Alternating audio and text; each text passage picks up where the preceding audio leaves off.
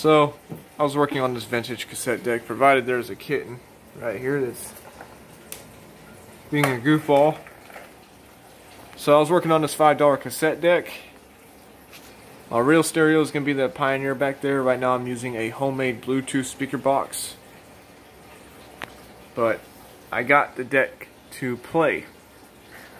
I have it in playback mode, it's in pause.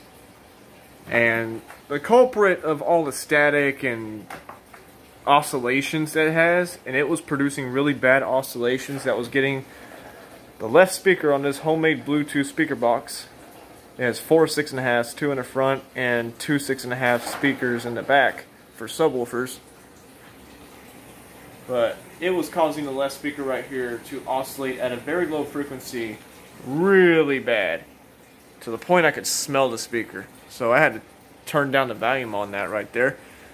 But there's an oscillation if this record switch right here is not making good contact. But this whole thing needs to be cleaned. It's got contaminants on the contacts. Provides a lot of static and stuff. But right now I got it in a good spot. And right now it's in pause. This is a Soundesign mechanism. Soundesign is known for today for making cheap mechanisms, but still the best mechanisms right now in today's market. But this is a Soundesign mechanism from, I don't know, the mid to late 70s. It's all metal, but a few pieces of plastic. But it's going. This belt right here was very loose. Now I actually bowled it, and it's actually gripping the flywheel really well. It's not playing at the right speed, it's playing a little slow. We have a Sony HFS 90 from the early 90s inside here, and we have some stoner music on here, so if you guys are already high, well, damn, I have a treat for you. But there's really nothing to this cassette deck. Now it's just a cassette player now. The tape counter still works. Sort of.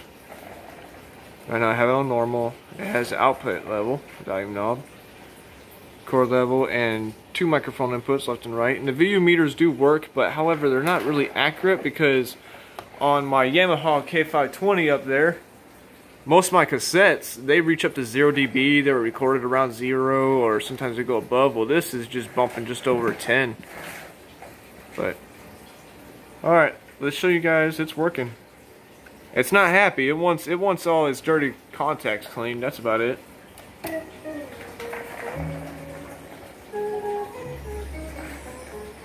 It's got some wow and flutter too, I can tell you that.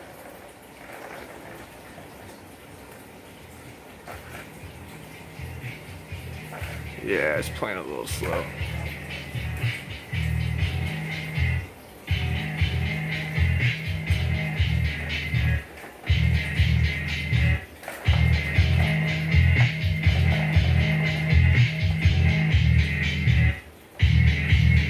She's alive. Before I couldn't get any sound out of it. Now I got the record switch cleaned up. Got the belts working.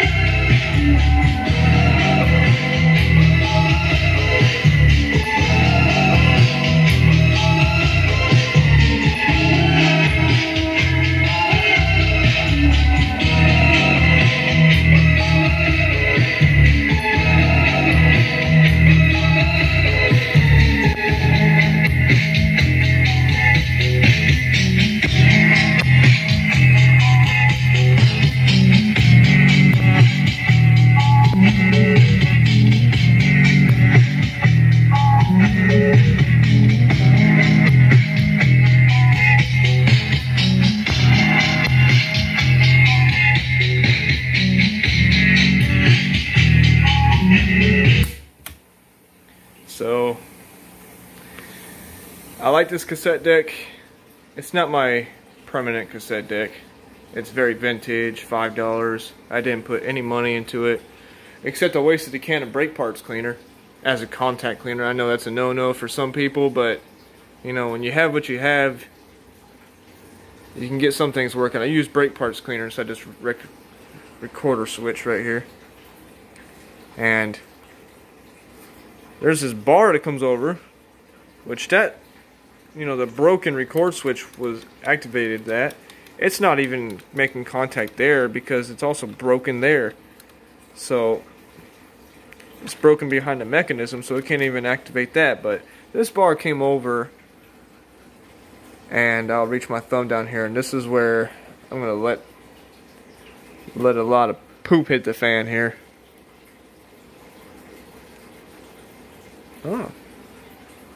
Oh, I got that turned down, that's why. Alright, so let's hear all that static. And you guys will see the oscillation that I'm talking about.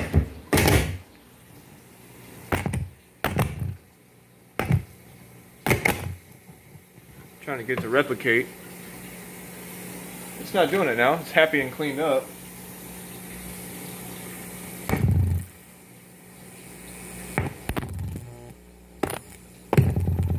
There it is.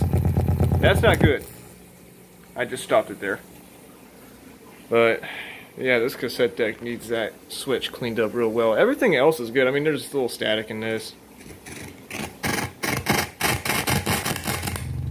Oh boy. Yeah. Right channel's good. It needs some love. I like this cassette deck. It's very basic. Let's turn it off there.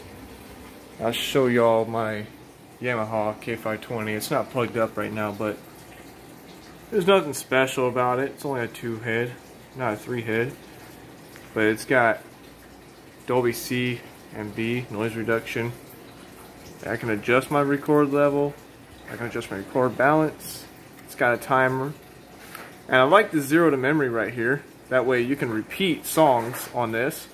So if you reset the counter to 0 and set your memory at, you know, 2.32, it'll play to 2.32, stop and rewind to 0 and just keep playing from 0 to 2.32. It supports type 1 to type 4, not type 3, obviously, but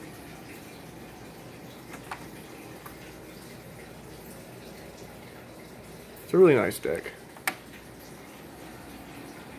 But I got this one for $5, but I digress. I'm done rambling on. This is what I got going on right now. And I kind of want to bring this thing back to life and hopefully give it a good home for someone who's into vintage cassettes.